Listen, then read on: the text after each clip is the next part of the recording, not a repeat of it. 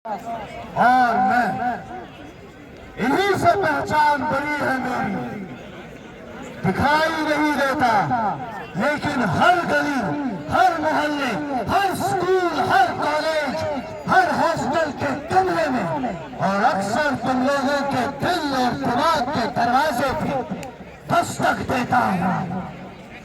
जानते हो कौन हूं मैं?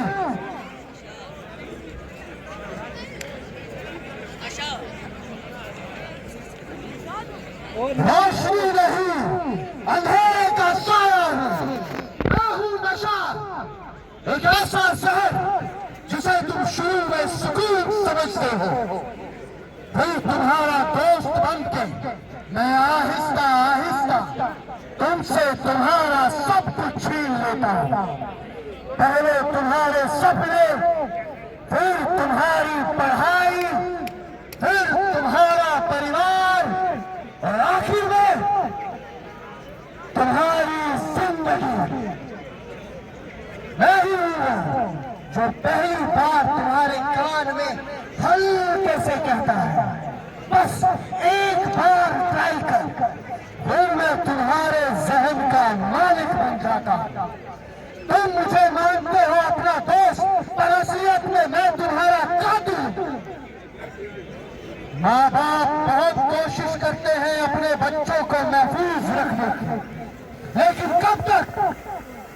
मैं घुस जाता हूं उनके बच्चों की प्राइवेट लाइफ, और जब माँ बाप उन सपनों में डूबे होते हैं कि उनका बच्चा वो सब पूरा करेगा जिसकी वो तमन्ना करते हैं, तभी अचानक से उनके बच्चे को उनसे छीन के मैं बीच कब्रिस्तान को सुला देता हूं।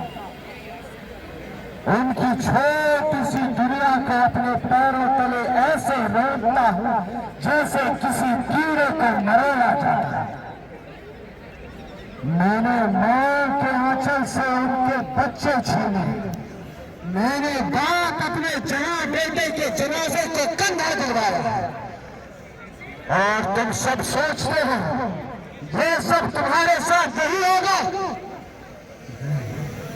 सबकी बारी आई। मैं हूं नशा, एक बेआवाज मौत का रक्स। मैं तुम्हें जिंदा रहने का झूठा एहसास तब तक देता हूं जब तक तुम हकीकत में मर नहीं जाते। सोचते हो मैं तुम लोगों तक कैसे पहुंचता हूं? इन हाथों की कठपुतलियां हैं बहुत, दिखाता हूं कैसे पहुंचता हूं तुम लोगों तक।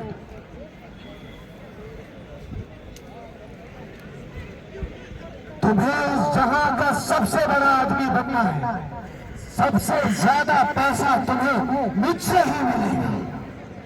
ये जहर हर स्कूल, कॉलेज, यूनिवर्सिटी, यहाँ तक कि वहां भी जहां लोग जिंदगी ढूंढने जाते हैं, सारे शहर में फैल जाना चाहिए।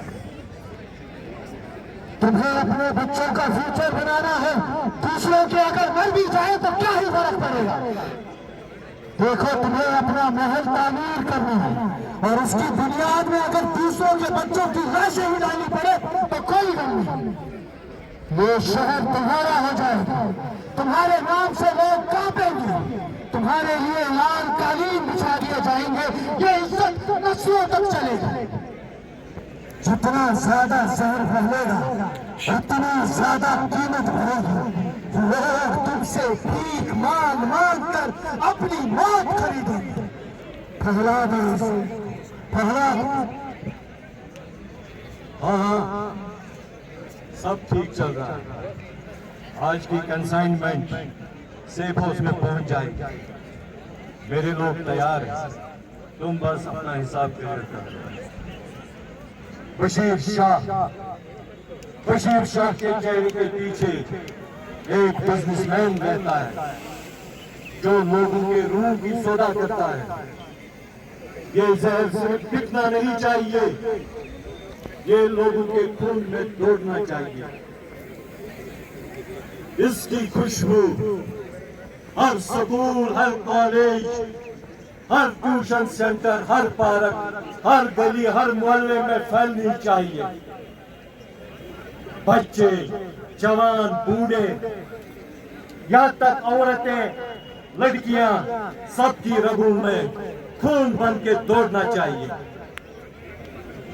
कौन जीता है, कौन मरता है, बशीर शाह को कोई फर्क नहीं पड़ता है। बशीर शाह सिर्फ अपने लिए जीता है। मैं वो गिरगिट हूँ जो रंग बदलता है। अगर दफनाने के लिए कब्रिस्तान भी कम पड़ जाए तो कोई गम नहीं। बशीर शाह के खजाने में पैसे की कमी नहीं होनी चाहिए। हम नशा नहीं बेचते हैं, हम आदतें बेचते हैं। जब आदमी आदी हो जाता है तो वो फिर मफलूज हो जाता है। मैं उन्हें हसीन जिंदगी का वादा देकर मौत की नींद सुलाता हूँ। समझ आ गया? ये काम बिना किसी कमाल के, बिना किसी पुलिस के झंझट होना चाहिए।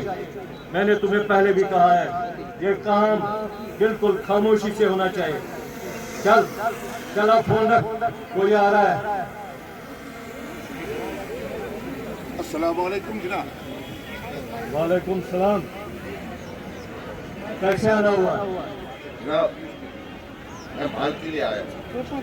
क्या माल आ गया है? माल आने वाला है, तुम उसकी फिक्र मत करो। तुम सिर्फ मार कर देखो।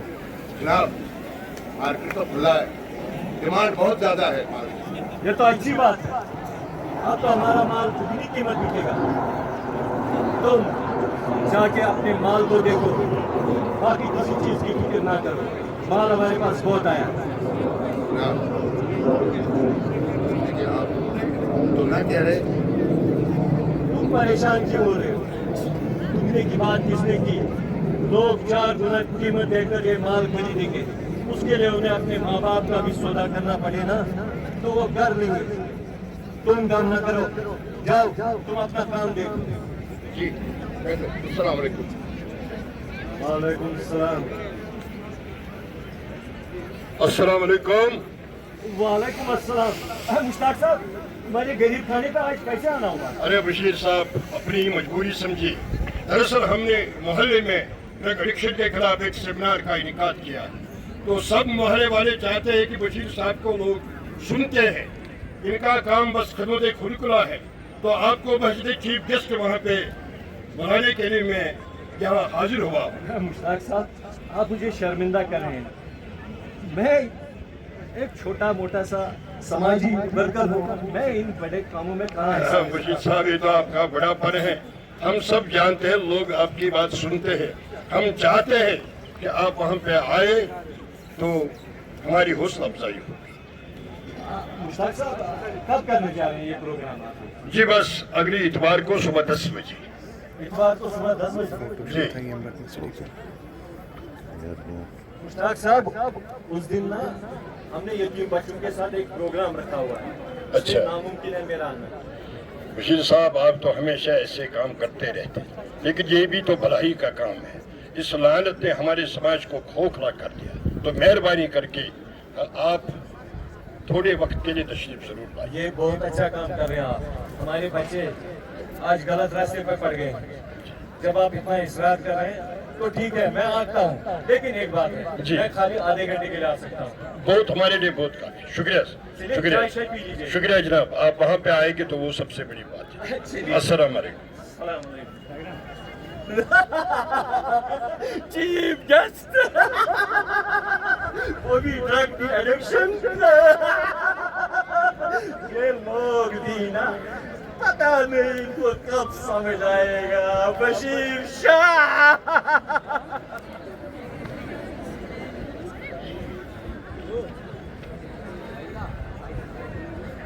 बुल्ला रे, अरे भैया कल जो माल खोला एक काम फोड़ता है। अरे भैया गहरे घरों में क्यों मिला मुझको? चाय डीलर को भी बोला शेराबाद, क्या बात बोला रे उसने, मस्त की किया रे। सपोर्ट ब्रो, तेरे पीछे लगा रेम्बो खड़े रहे पैसे के लिए, टेंशन काय को रे? अरे पिछली बार मुट्ठी का झुमका में चला था, अभी बजा हाथ का कंगन, तिजोरी में पड़ेगा भाई। अरे आखिर उसमें जाएगा रे। वो बुढ़ी इस उम्र में ये सब लेकर करेंगी क्या? बहुत बार की मेहमान है रे। अच्छा क्या बोल रहा था? अरे वो तो रोज कुछ ना कुछ भटका ही रहता है रे। अरे तो भटका देखो रे, बोलना क्या बोल रहा था? हिम्मत नहीं हो रहा क्या? यार तो किसको बता रहे? इसको बोलने का आपको कौन है? इसको बोल इतना के पूछने किससे भी?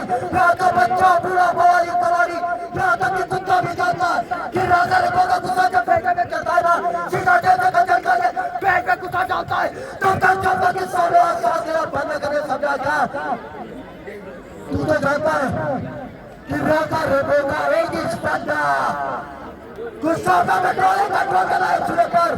क्या भी ज्यादा मन का सरकार माँ को ध्यान रखा था, थोड़ा माँ की तरह भीतर से बताओ फोटो पटान।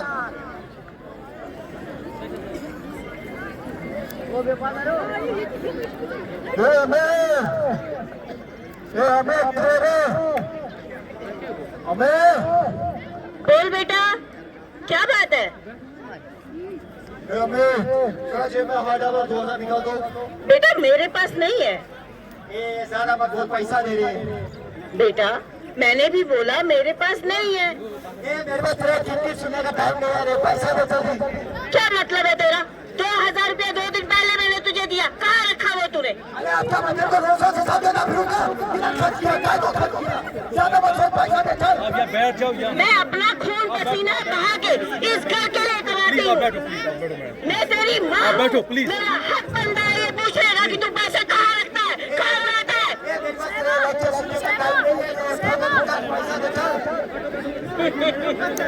शक्ल देखी है अपनी, क्या हालत बना ली है तूने अपनी? नहीं है मेरे पास पैसा, चल निकल यहाँ से। अरे क्या बकवास कर रही है? बुद्धियों में खिंचा गई है क्या?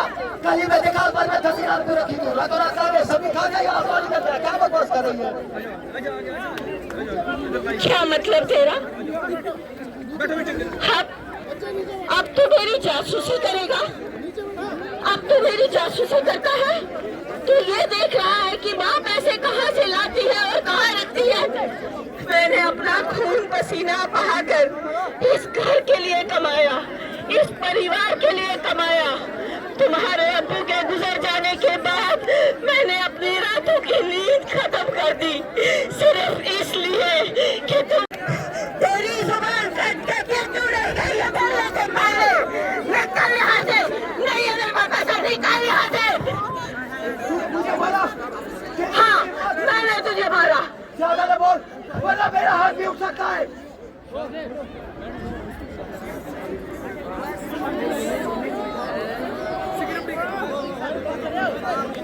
या अल्लाह!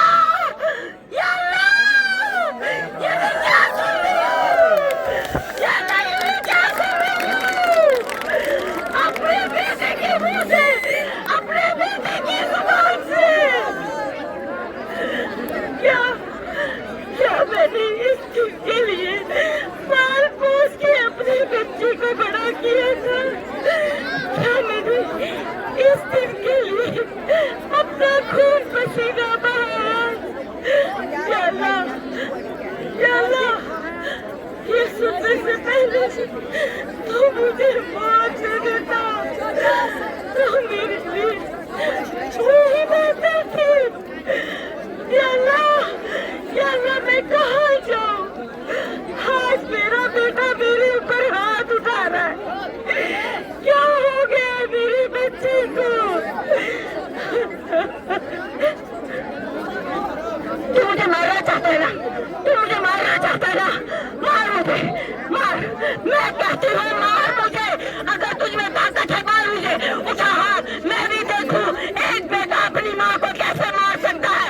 कहाँ से वो हिम्मत लाता है अपनी माँ को मारने की? मार मुझे, मार।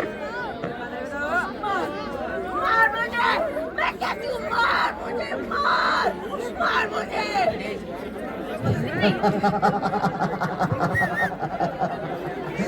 आज तक कोई पैदा ही नहीं हुआ जो राका पे हाथ उठा सके, और तेरी माँ ने तुझे पर मारा। तुझे क्या लगता है ये तेरी माँ है? इससे जरूर तुझे अपना दूध पिला के इतना बड़ा किया, पर तेरा ख्याल मैंने रखा। तेरी हृदय में इसका प्यार नहीं, मेरा साल भरा है। और ये कौन सी माँ है जिसके पास 2000 रुपए नहीं है अपने बच्चे को देने के लिए? देख, अगर तुझे मैं नहीं बनाना तो तू किसी नाली में मेरा बड़ा होगा। तेरे और मेरे दरमियान अगर कोई दुश्मन है तो वो सिर्फ ये है। मैं कहता हूँ क्या देख रहा है, गला इसका गला खत्म कर दे इसको, वरना ये तुझे और मुझे कभी हैंग नहीं होने देगी। खत्म कर इसको।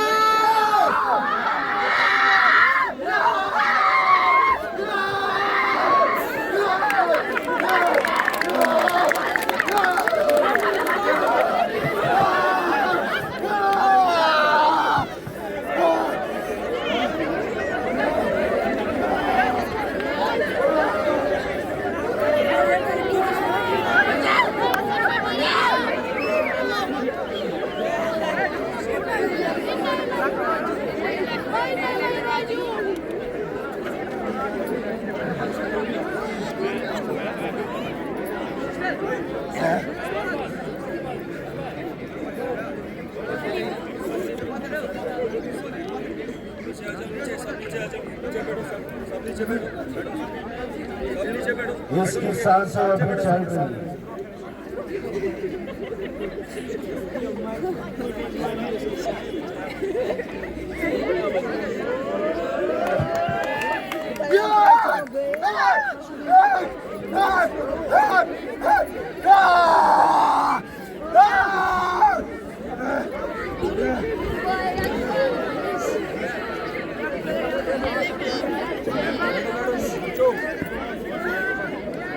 देखा आप सबने, मेरी कठपुतली का नाच खत्म हुआ। इस बिचारी ने इसको पाला पोसा, इतना बड़ा किया, सोचा बुढ़ापे में इसका सहारा बनेगा। देखो आज उसकी लाश यहाँ पड़ी है और उसका बेटा मेरा घर।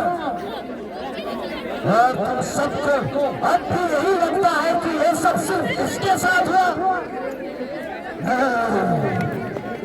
सब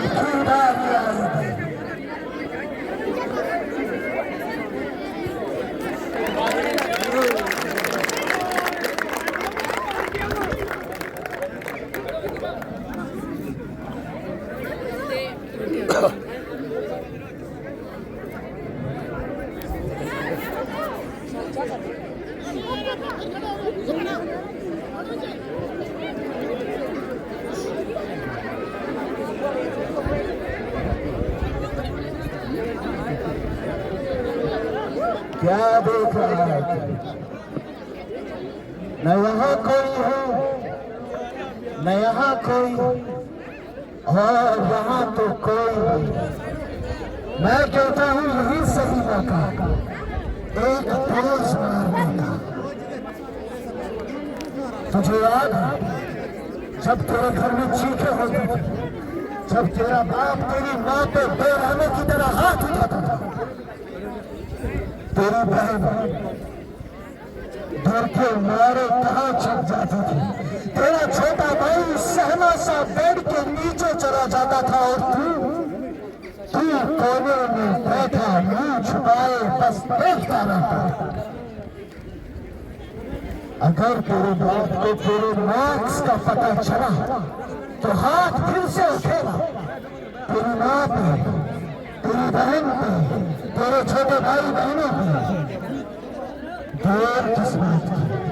दोस्त निकाल और इस टेंशन को अपने दिमाग से उड़ा निकाल दोस्त।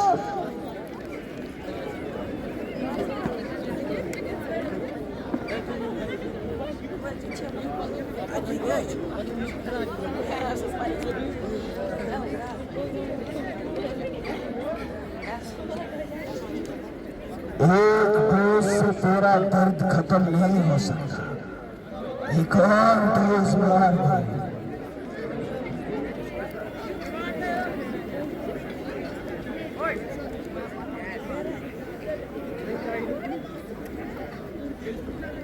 इस दुनिया ने तुझे बहुत सताया है, तुझसे तेरा बचपन छीना, तेरा परिवार, तेरा सुकून, तेरा जिस्म और तेरा रूह थक चुका है इस जुल्म से जो ये दुनिया तेरे ऊपर कर रही है।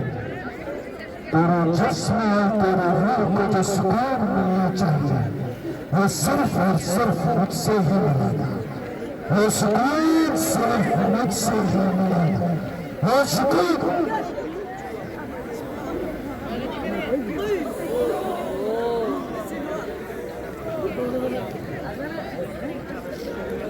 मैंने कहा था मुझसे कोई नहीं बच सकता, फिर चाहे वो कोई क्यों ना हो। अब तेरी अपनी किस्मत है। अगर तेरी लाश घर वालों को जल्दी मिली तो शायद पहचान ले, वरना की कुत्ते तेरी लाश को नोच नोच के और फिर अपने परिवारों को यहाँ इस जंगल में मारा पड़ा। सब तेरी किस्मत का खेल है।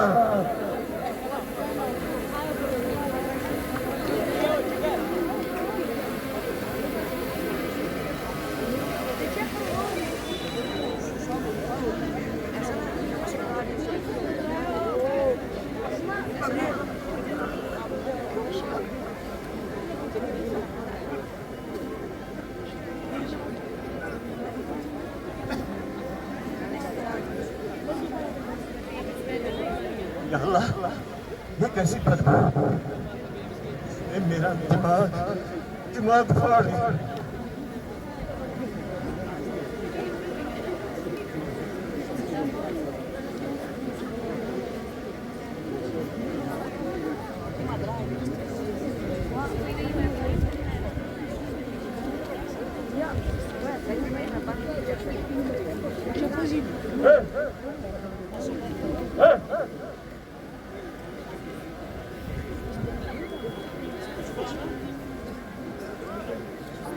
पता नहीं किस माँ बाप की उम्मीद यहाँ गिरी हुई। इसका चेहरा तो पहचाना ही नहीं जाता। इसे तो जानवरों ने नोच नोच के खाया। सकता है कोई कार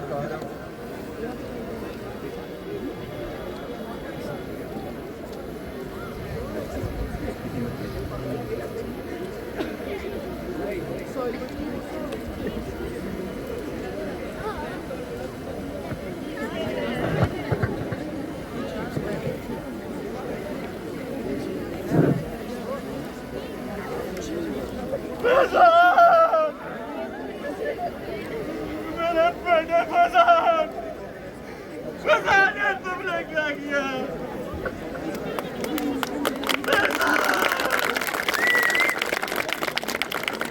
जो आग पे दूसरे के घरों में लगाना चाहता था, उस आग ने मेरे ही घर को बर्बाद कर दिया। मैं तबाह हो गया। या अल्लाह, मैं अपने ही बेटे का कातिल हूँ। मैं अब तुम्हारी माँ को क्या जवाब दूंगा? बात क्यों नहीं करते? एक और सानिया पेश आया। एक और नौजवान मौत की आगोश में सो गया।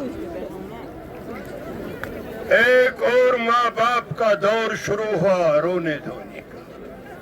एक और खानदान तबाह हो गया। किसी ने कभी ये कोशिश की कि इस सब की वजह क्या है?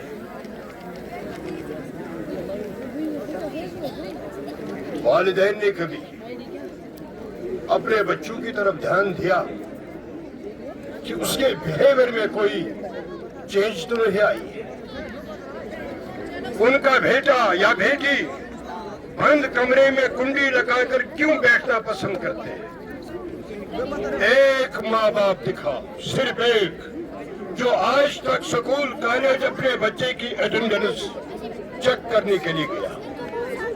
एक भी नहीं मिली। यहाँ से जाने की तो बात ही नहीं।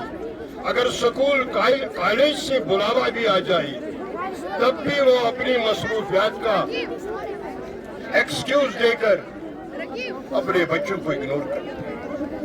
डोमेस्टिक वायलेंस, माँ बाप की लड़ाई, बच्चे पे सिट्रस, एग्जाम सर पे, बच्चा टेंशन लेता है। लेकिन क्या आप सबको लगता है कि नशीली अद्वियात का इस्तेमाल करना इस सब का हल है? कभी नहीं। हम सब दूसरों के बच्चों की तरफ ध्यान देते हैं कि फलां का बच्चा ऐसा है, उसका बच्चा वैसा है। उन्हें सुधारने की भी हम कोशिश नहीं करते, लेकिन बातें करते हैं तब तक जब तक ये मुसीबत हमारे अपने दरवाजे पे दस्तक देती है, तब हम वाह करते हैं, रोते हैं। लेकिन उस वक्त बहुत देर की। मगर आपसे मैं सवाल करता हूं, आपको पता है कि दुनिया में सबसे ज्यादा भारी बोझ क्या है? अपने बच्चों का जनाजा अपने कांधों पे उठाना। क्या आपको लगता है कि हमारे कांधे इतने मजबूत है या कभी हो सकते हैं कि हम अपने बच्चों का जनाजा अपने कांधों पे लें? सरकार अपनी तरफ से कोशिशें कर रहा है, इस लानत के खिलाफ लड़ रहे हैं, लेकिन सारा कुछ सरकार पर ही नहीं छोड़ना। ये एक जंग है जो हमें शाना बशाना सरकार के साथ लड़नी चाहिए। इनफिरादी तो, इज्तिमाई तो, तभी हमें एक खूबसूरत पुरफिजा इस लानत से मुक्त, नशा मुक्त भारत मिल सकता है। Thank you. बहुत बहुत शुक्रिया। जोरों तालियां इनके लिए प्लीज। ये था universal youth group Jammu Kashmir तरीवाद कल्चरल विंग्स की तरफ से ये नाटक, और ये अक्कासी जो कर रहा है वो यही है कि आइए हम सब मिलकर इस नासूर को, इस लत को, इस लानत को, इस हमेशा के लिए